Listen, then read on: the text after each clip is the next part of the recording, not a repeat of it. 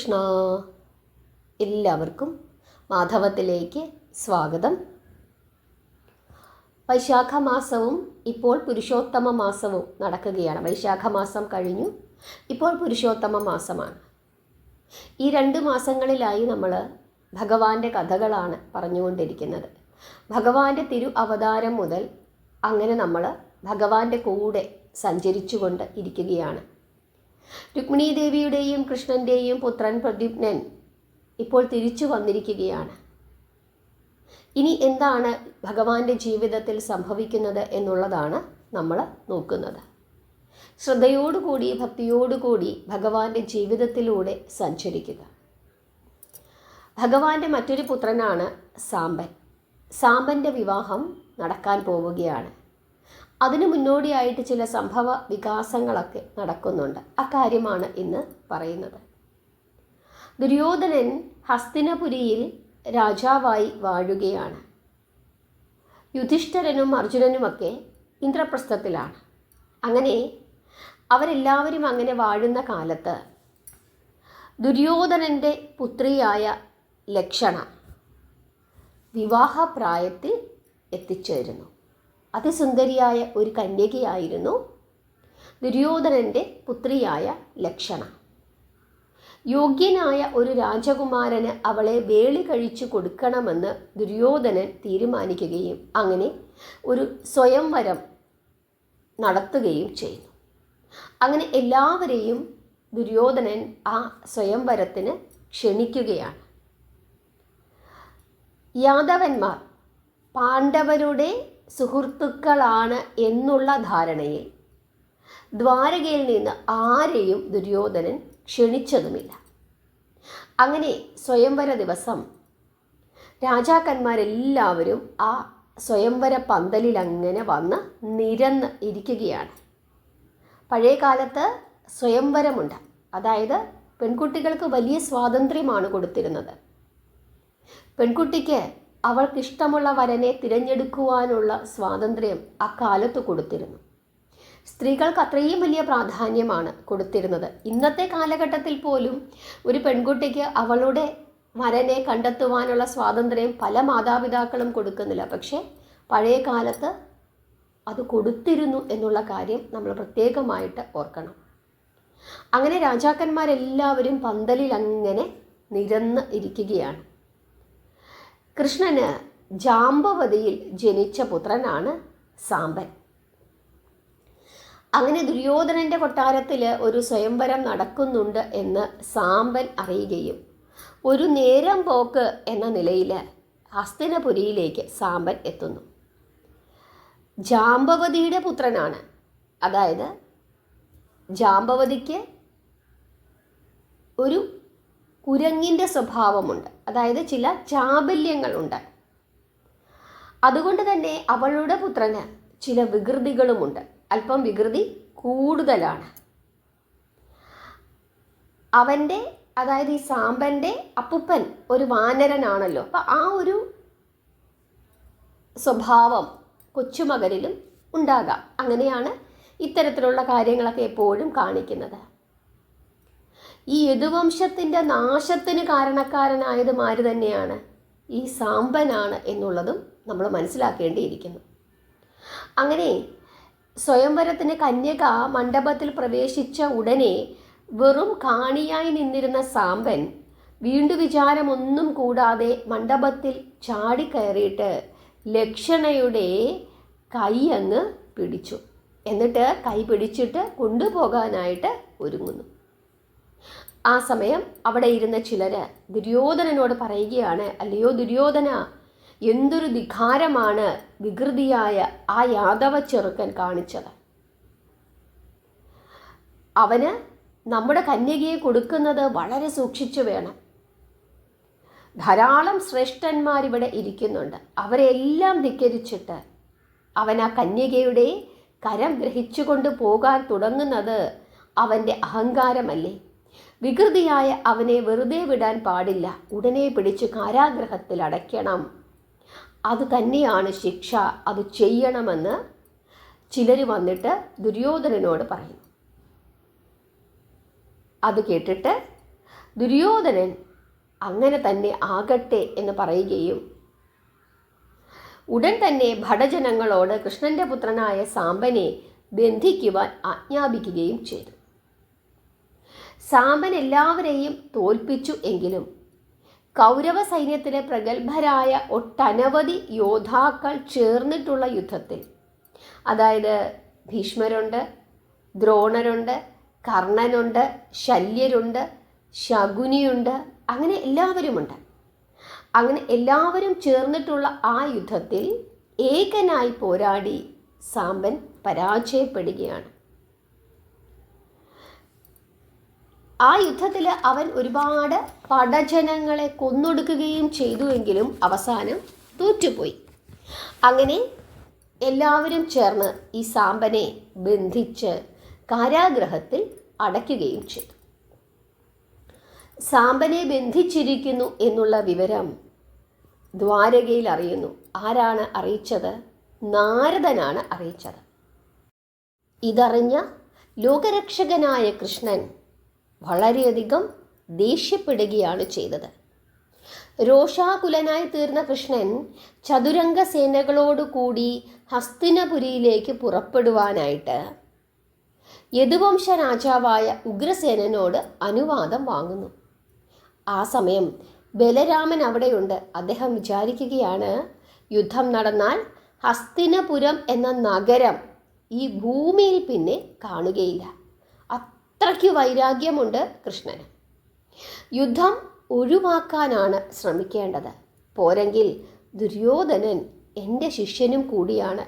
അതുകൊണ്ട് ഒരു രമ്യമായ ഒരു സന്ധിയിൽ ഈ കാര്യം അവസാനിപ്പിക്കുന്നതായിരിക്കും ഉത്തമം എന്ന് ബലരാമൻ ചിന്തിക്കുകയും അങ്ങനെ ബലരാമൻ പോയി കൃഷ്ണനെ സമാധാനിപ്പിക്കുകയും പിന്നീട് ബലരാമനും ഉദ്ധവരും മറ്റു ചില യോദ്ധാക്കളും ഒരുമിച്ച് രഥത്തിൽ കയറി ഹസ്തിനപുരിയിലേക്ക് പോകുന്നു.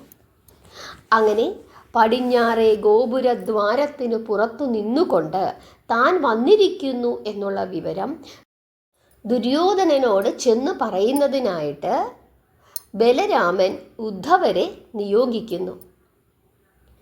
തൻ്റെ ഗുരു ബലരാമൻ വന്നിരിക്കുന്നു എന്ന് അറിഞ്ഞിട്ട് ദുര്യോധനൻ കർണൻ, ശകുനി തുടങ്ങിയ ആളുകളോടും ഭീഷ്മര്, ദ്രോണര് തുടങ്ങിയ ഗുരുജനങ്ങളോടും കൂടി ഗോപുര ദ്വാരത്തിനടുത്തേക്ക് വരികയും ആദരപൂർവം ബലരാമനെ ചെന്ന് എതിരേറ്റ് പൂജിക്കുകയും ബഹുമാനിക്കുകയും ചെയ്തു. അപ്പോൾ ദുര്യോധനനെ വിളിച്ചിട്ട് രഹസ്യമായിട്ട് ശകുനി പറയുകയാണ്, രാമൻ വന്നിരിക്കുന്നത് സൂത്രത്തിൽ സാമ്പനെ തട്ടിക്കൊണ്ടു പോകാനാണ്. കെണിയിലൊന്നും ചെന്ന് വീഴരുത്, സൂക്ഷിക്കണമെന്ന് ശകുനി ദുര്യോധനനെ ഓർമ്മിപ്പിക്കുന്നു. അങ്ങനെ അമ്മാവൻ്റെ ഉപദേശമൊക്കെ സ്വീകരിച്ചുകൊണ്ട് ദുര്യോധനൻ ബലരാമൻ്റെ അടുക്കലേക്ക് വരുന്നു. ഉടനെ ബലരാമൻ പറയുകയാണ്, ദുര്യോധന, യദുവംശ രാജാവായ ഉഗ്രസേനൻ്റെ ഒരു സന്ദേശവും കൊണ്ടാണ് ഞാൻ വന്നിരിക്കുന്നത്. അദ്ദേഹം പറയുകയാണ്, പലരും ചേർന്ന് ഒരു ബാലനെ വഞ്ചിച്ച് ബലമായി പിടിച്ചു ബന്ധിച്ച് കൗരവ കാരാഗൃഹത്തിൽ ഇട്ടിരിക്കുന്നത് ധർമ്മമല്ല. എങ്കിലും നാം തമ്മിലുള്ള സ്നേഹബന്ധത്തെ ആദരിച്ച് ഞാൻ സഹിക്കുന്നു. ഇങ്ങനെ യദുവംശ രാജാവായ ഉഗ്രസേനൻ പറഞ്ഞയച്ചിരിക്കുന്നു എന്ന് ബലരാമൻ പറഞ്ഞുകൊണ്ടിരിക്കുന്ന ആ അവസരത്തിൽ ചാടിക്കയറി ദുര്യോധനൻ പറയുകയാണ്, പുച്ഛത്തിലാണ് പറയുന്നത്, മതി മതി, അങ്ങയുടെ വാക്കുകൾ കേട്ടിട്ട് എനിക്ക് അത്ഭുതം തോന്നുന്നു. ഉഗ്രസേനൻ യദുവംശ രാജാവാണെന്നോ? കഷ്ടം കഷ്ടം. പാദത്തിൽ ധരിക്കുന്ന നിന്ദ്യമായ ചെരുപ്പ് രാജമൗലിയിൽ ചൂടുന്ന കിരീടമാണെന്ന് ഞാൻ സ്വയം പറയുന്നത് പോലെയാണ് ഇത്. നാം തമ്മിൽ അല്പം ബന്ധുത്വമൊക്കെയുണ്ട്. അതുകൊണ്ട് ഉഗ്രസേനൻ്റെ രാജത്വത്തെക്കുറിച്ച് ഞാൻ ചോദ്യം ചെയ്തിട്ടില്ല. യദുവംശത്തിൽ പിറന്ന ഉഗ്രസേനന് എങ്ങനെ രാജാവാകാൻ സാധിക്കും? രാജാവല്ലാത്തവൻ രാജാവാണ് എന്ന് ഭാവിച്ചാൽ രാജാവാകുമോ?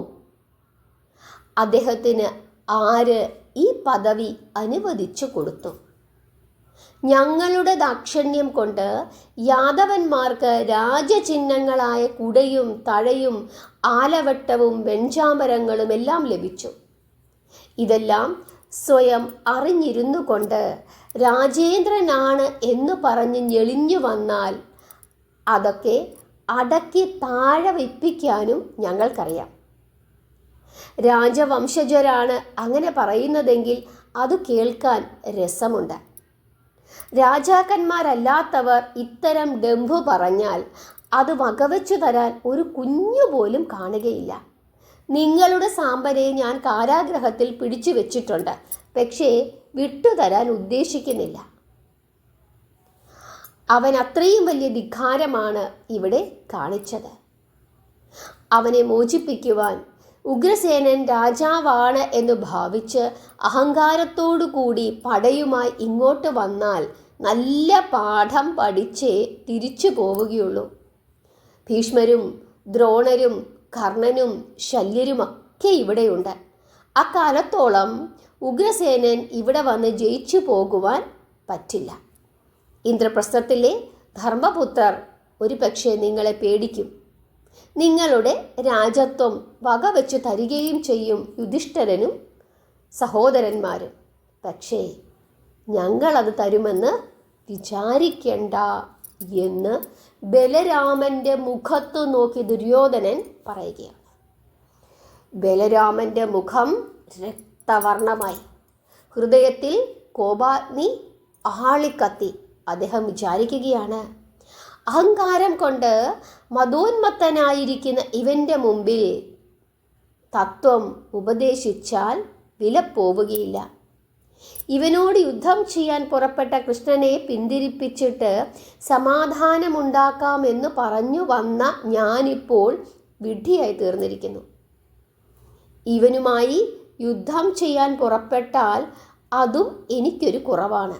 അതുകൊണ്ട് കുറച്ചു ക്ഷമിക്കുന്നതായിരിക്കും ഉത്തമം എന്ന് ബലരാമൻ ചിന്തിക്കുകയും അതിനുശേഷം പരിഹാസത്തിൽ ചോദിക്കുകയും ചെയ്യുകയാണ്, അല്ലയോ ദുര്യോധന മഹാരാജാവേ, രാജേന്ദ്ര മകുട അലങ്കാരമേ, ഇങ്ങനെയൊക്കെ പുച്ഛത്തിൽ പറയുകയാണ്. എന്നിട്ട് പറയുകയാണ്, യദുവംശത്തിന് രാജത്വമില്ല എന്ന് അങ്ങ് പറഞ്ഞത് ഏത് ന്യായം വെച്ചുകൊണ്ടാണ്?